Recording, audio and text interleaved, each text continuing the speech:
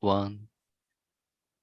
Pop the popcorn, pop yourself a cold one, pour yourself a pint perhaps, because you've landed on the Daily Objective from the Ayn Rand Center UK. It's Jonathan Hoenig from capitalistpig.com. Couldn't be more excited to have not only you with us, but all of you with us. I see people filing into the super chat from literally all over the globe. Yes, we are the Ayn Rand Center UK, but we are a global community of students of objectivism of all different levels of experience and expertise and interest, learning about Ayn Rand's philosophy and often learning about it and talking with some of the biggest names in objectivism. Forget names, but just some of the most knowledgeable people in objectivism. I mean, you're learning about objectivism, you're trying to apply it to your life, you're thinking about how it applies to the world. Learn from some of the people who, I don't know, knew Miss Rand, like Harry Binswanger, who was on our channel regularly, or studied with Dr. Peikoff, like James Valiant, and so many others, and who've studied it for a few years, like myself and so many others with the Daily Objective. So thank you for being here, and hit us up in the super chat. £2, £5, and remember, inflation adjusted, what used to be £5 is now £7. Look, we really need your help to keep this going. So take this opportunity to hit us up at the super chat, because we've got a great presentation for you here today on the Ayn Rand Center UK. And of course, this is our interpretation of objectivism. This is our understanding of it. This is not objectivism. For that, we're going to refer you to some of Miss Rand's best essays and best works. But today we're going to talk about this handsome fellow who been in the news quite a bit, and unfortunately not for good reasons. This person broke into Nancy and Paul Pelosi's home in San Francisco a few days ago. This has been obviously widely covered and widely discussed. The suspect, David DePappy, 42, confronted Paul Pelosi in the family's Pacific Heights home, demanded to know, where is Nancy? He told police he wanted to hold the speaker hostage and break her kneecaps. And although Speaker Pelosi was obviously not there at the time, her husband was, who was hit in the head with a hammer. He was left seriously injured in the attack, underwent surgery for a skull fracture. Okay, just gonna say skull fracture on an 82-year-old person, suffered other injuries to his arms and his hands. And thank you, Marilyn, thank you, Jeff. Our great super chatters are here. You guys are keeping us going. Look, I'm just going to say we bring you the largest network of information inspired by Ayn Rand's objectivism in history, and we do it £2 and £4 in Canadian dollars at a time. So thank you both. Now let me just say, this is not funny. The fact that anyone gets attacked on any level is not funny. And of course, immediately after, some I don't know, right, left wing, let's just say some in the social media world posted some really unfunny so-called jokes about a man getting attacked with a hammer and getting his skull bashed in. It's not funny. In fact, it's a really terrible crime. It's a complete injustice. And it is, as I understand it, being prosecuted as attempted murder. And thank you to equal to reality. There's nothing else than reality. So thank you for being at least equal to it, and your support, your ongoing support with £2. So look, this was attempted murder, and I don't care what side of the aisle you're on here. There's no humor here. This just should be absolutely denounced. And if you read Miss Rand, if you read Galt's speech, she puts this forth in no uncertain terms, quoting now, whatever may be open to disagreement, there is one act of evil that may not. The act that no man may commit against others and no man may sanction or forgive. So long as men desire to live together, no man may initiate. Do you hear me? No man may start the use of physical force against others. And I love the fact, if this is the actual text, she wrote, do you hear me? I mean, that's language I don't remember reading in a lot of Miss Rand's work. So it's a really shaking of the reader and saying, do you hear me? No man may start the use of physical force against others. And that's been going on a lot recently, and a lot in particular towards elected officials and their families. Now, this is not a comment on anything politics. Objectivism is not right-wing or left-wing. It's not a Republican doctrinaire or a, it is a philosophy. It is much bigger than politics. This is the stat. Since 2016, threats of violence against lawmakers recorded by the Capitol Police have surged from 900 cases to 9,625 cases in 2021. Are you listening? Can you hear that? From 900 cases in 2016 to 9,000 cases in 2021. It's about a 960% increase. Now that's all lawmakers. Let's look at just threats of Congress. This is from the Christian Science Monitor, from about almost 4,000 threats in 2017 to nearly 10,000 threats in 2022. So, again, 100+ increase in just the last couple of years.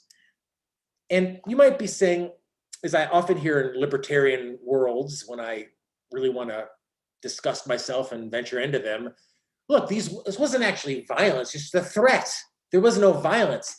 Dr. Binswanger recently in Forbes emphasized what Ms. Rand emphasized, that the threat of force is force. Orders issued at gunpoint are as coercive, as rights violating, as laying on hands and overpowering you. So it's a great line to remember from Dr. Binswanger and Ms. Rand. The threat of force is force, your money or your life. And the fact that there's all these increased threats, and in this case, an actual attack on lawmakers and their families, is a really, really worrisome and sad trend. So who's to blame? What can we blame it on? I'm sure a lot, right? Well, the culture, but I do think that it's hard to say that President Trump didn't blatantly encourage this over and over and over again. It was talked about for years, really, that Trump spoke and often speaks in a language of violence. These are just a few of the examples on your screen now. I'd like to punch the protester out in the face. You should knock the crap out of hecklers. I mean, this is words of violence, but I don't think you can just leave it on Trump.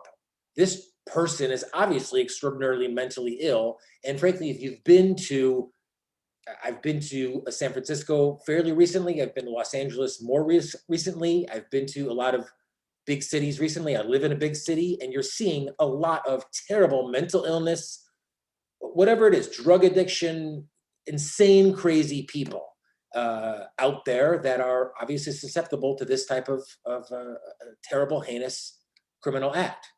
But more than anything, I blame the ideas that motivate it.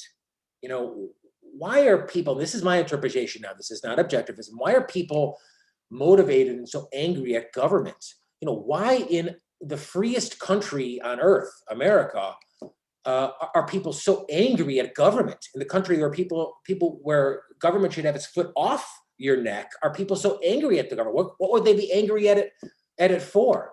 And my belief is that it's because obviously government has no longer been restricted and no longer is restricted to its proper role as defined by Ms. Rand in The Nature of Government. I mean, today in America, and I suspect very much in the UK, and I admit I'm not as familiar with the UK's system of government, but the sense and the belief, even among lawmakers who ostensibly know the Constitution, there's a sense that with enough votes, you can do whatever you want. There is. So put yourself then in the citizen's perspective. There really is a fear because no longer you're not protected by any notion of rights or anything. Government can just do whatever it wants. And it goes on both sides, right? I mean, you've got Republicans pushing for a complete ban on abortion, And if you know not only objectivists' perspective on that, I'll say my own perspective, I think that is a almost unspeakable, tremendous rights violation of every woman in America, every woman. And I can't say that would motivate me to violence, and it shouldn't motivate me to violence, but you can get the sense of government is far stepping over its proper role. And people are, and the same thing on the other side now. I mean, if I had a kid in school and the public school was having drag queens come out and do this all in front of a public school, I'm certainly not going to use violence, but I would be absolutely enraged. And all that, my belief is that all of that anger is unwarranted, and it's only possible because government has overstepped and is no longer restricted to its really morally proper role as understood by Ms. Rand in, I think, best explained in Ms. Rand's work, Textbook of Americanism. I was fortunate enough to be able to work with some of the brightest minds in objectivism and republish it as a new textbook of Americanism. Miss Rand scribbled out 40 some odd notes on questions defining what the nature of America is in the 1940s. She answered a section of them. Many of them went unanswered. And in this publication, we republished them all, including getting some of the brightest minds to answer some of those that she could not. So check that out on what really I believe the proper role of government is. So don't fool yourself into thinking that, and I happen to say I don't watch a lot of this, but I see the clips now and then, Charlie Kirk talking about patriots bailing out this person and you know, I don't remember him saying this person is a patriot, but you're a patriot if you bail out the person who clubbed Paul Pelosi in the head with a hammer. He's not a revolutionary. And in fact, Miss Rand talked about this. You know, are we living in tyranny in America right now that would require going to lawmakers' homes and clubbing their family members? Ms. Rand wrote, the overflow of a political system by force is justified only when it is directed against tyranny. It is an act of self-defense against those who would rule by force, for example, the American Revolution. The resort to force not in defense but in violation of individual rights can have no moral justification. It is not a revolution, but gang warfare. And when you look around in terms of political discourse, political actions these days, this really is at least what I see. It is not ideas. It is not convincing people. It is not reason. It is gang warfare, and it's getting worse. I think we and thank you, Marilyn, for your generous support. Let's see a little more, well, let's see some super chat here today. We've got people in Europe, people in the UK. We've got a whole a cadre of people here trying to bring you this material day after day. So please show us a little bit of love. Don't be a freeloader, be a traitor, and hit us up in the super chat. This is gang warfare, and it's all gang warfare, all of it. Black Lives Matter, January 6th, this Paul Pelosi, the eco people, you know, desecrating things, and this is all gang warfare. It makes me sick. It should make you sick. It is completely devoid of ideas. It is tribal in the way that our friend and our colleague Nikos has written about extensively in his excellent book. And it should all be denounced as not as political speech or being a revolutionary, but as disgusting gang warfare. Now, if you want a revolution, it has to be, we're talking about an ideological revolution. And Dr. Jerome Brook and Don Watkins, both who appear regularly on this channel, have an extraordinary book that lays it all out for us. Free Market Revolution, How Ayn Rand's Ideas Can End Big Government. This book is probably about 4 or 5 years old now. It's extraordinary. It's excellent. It's not a dense read, and highly recommended. If you really want to make a change, waving around your pistol at a Walmart or yelling at someone online is not going to do it. You have to become educated, and you have to be able to convince people on the ideas. So if you're talking about force, you're talking about an armed revolution. And I don't think this gentleman, this person who broke into Paul Pelosi's house could probably read, but if you want an armed revolution, it's not going to work, and really good luck, because then you're talking about not convincing anyone of anything. You're talking about getting muskets and missiles and tanks and killing. You think that, and why? And why would that be our attitude now? I mean, America and the UK is still among the freest times in the history of mankind. We still have freedom of speech, freedom of movement, freedom of expression, freedom of commerce, freedom of association, and a lot more. Why are we resorting to political violence? Why are elected officials cheering it on? Why are people like Kirk celebrating these people? Why are they not denounced like we did, and I think like I did, and hopefully on your behalf as an objectivist, denounced and kicked to the curb? These are not countries that are ready and that we need to engage in political violence. We are not in dictatorship. And if you say, oh no, my follower count got kicked down, or I don't have a blue check mark, this is a terrible dictatorship. Check your premises. Ms. Rand defines this. She defines it. She says, this is in capitalism, this is the virtue of selfishness. There are 4 characteristics which brand a country unmistakably as a dictatorship. One-party rule, executions without trial or with a mock trial for political offenses, the nationalization or expropriation of private property, and censorship. Any country guilty of these outrages forfeits any moral prerogatives, any claim to national rights or sovereignty, and becomes an outlaw. That is not America. That is not the UK.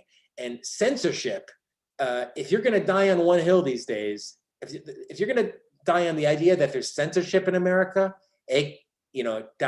social media, check all your premises. In fact, burn your premises and start over. Read Virtue of Selfishness. There is no censorship in America. If you want to understand censorship, look at some unfree countries around the world, like Russia, like Saudi Arabia, where you'd be, not a lot of options. Ex Al Sayudai or Cuba Vision. This is censorship. In the West, in the UK, in America, you would never be able to consume the amount of content out there, free content, radical content, unusual content, free market of ideas there are out there. Not, of course, not just on TV, but all throughout the internet. Speech is still endless, and that's what we should be doing. That's what we need to be doing. That's what we are doing. Every day here with the channel, that's what you're doing in your own individual groups. We are speaking out. We're making the only change that's possible other than going to someone's house and clubbing them. We're speaking out with ideas. We're trying to convince people based on reason, based on ideas. So go ahead and use force. Use force, but not in America, and political force, but not in America. Use it in the outlaw countries, Ms. Rand's definition, that deserve it. Places like Cuba, where they just arrest political prisoners all the time. This is an article from a year ago now. They arrested 525 prisoners in just the last 12 months. Or in Russia, where we did a show on this a couple of weeks ago. They're forcing people to sign up. They're forcing them to serve and go fight, forcing them to sign military contracts. I mean, who wouldn't flee? Who wouldn't revolt? You should, of course. Or in North Korea, where they execute people for watching a K-pop video. These are places where armed force is justified. It's required. What else can you do when you put on a video to watch a little BTS and they're going to come in and execute you? I mean, these are not real nations. The United States is, the UK is, or Iran is put them on the list as well. That's where you want to use political force, not in America, not in the UK, not while we can still do the only thing that matters, and that is speak. Speak on any scale open to you. This is Ms. Rand now. Speak on any scale open to you, large or small, to your friends, to your associates, to your professional organizations, or any legitimate public forum. You can never tell when your words will reach the right mind at the right time. You will see no immediate results, but it is of such activities that public opinion is made. So speak up and speak out. And that's what we're doing here literally every day with the Ayn Rand Center UK with your support. Marilyn says, I have tremendous contempt for Nancy Pelosi, but we are still mostly a civilized country with laws. Initiating violence makes things worse. And it makes things worse, and it's disgusting. It's terrible. You want to live in it's just terrible. So thank you for Marilyn for that and for doing what you're doing, speaking up. We're doing it every day with the Ayn Rand Center UK. You're part of it by supporting us, especially the members. So go to our website, aynrandcenter.co.uk, become a member. I think it's £5 or £10 a month. And you're part of a community of students of objectivism and a lot of, as they say, VIP opportunities. I mean, study groups for the Fountainhead, study groups with Nikos on productivity, on VIPs with Dr. Peikoff when he comes in and sits in with us, and Dr. Binswanger. So become a part of what we're doing. You've already got Hulu and Disney and Netflix and VIP and Scores and I don't know, they're all the rest. Make us part of what you're learning about objectivism by becoming a member and hitting us up on the super chat. And at the very least, become a member or a subscriber on YouTube. I see Equal Reality. I see Robin. I see K-Way, who's encouraging us to get the likes up. Yes, I don't know. I always tell Razi, let's do, either Kendall Jenner naked, or who's the other one? Jordan Peterson, and then we'll get a lot of views or likes up. But in lieu of that, we have interesting students with us up today. Joey Spinoza, who says not allowing women to have an abortion is an act of physical violence on their body. I agree and understand. I can understand it. I can absolutely understand it, but we're not there yet. Not at all in this country or in the UK, whereas we need to engage in political violence. Not there yet. We still have the power of speech. Thank you, Jeff. Jeff Bannister has been a member of the Ayn Rand Center UK YouTube channel for 7 months. Do it now. Do it yourself and join. As I said, it's like £5 a month, and you get a lot of very special content, and you get to be part of our philosophy posse service, Mark. What else is there beyond philosophy? It rules the world. I mean, philosophy is at the heart of everything. Thank you for Equal to Reality. He says, great show, Jonathan. I do it for you. I do it for me because these ideas have really made my life a lot better. You know, I first got into objectivism in the late 1990s. I was a student at Northwestern University studying philosophy, and I actually studied with Jürgen Habermas. I read Kant, I read Plato. I was depressed when I started, and I was depressed. The more I read, the worse I got. And then I discovered Miss Rand, I discovered Dr. Peikoff, and in many ways, I think life for me really began then. So start your life by continuing your education with objectivism, and thank you for making us part of it. We'll be back here tomorrow, or do we have anything today? We've always got something. Well, we've got the Daily Objective. Every day we've got the Daily Objective for you right here tomorrow, 6 p.m. UK. Like the show, share the show, be part of what we're doing by becoming a member. And until we see you tomorrow, it's Jonathan Hoenig wishing you best premises. Be well.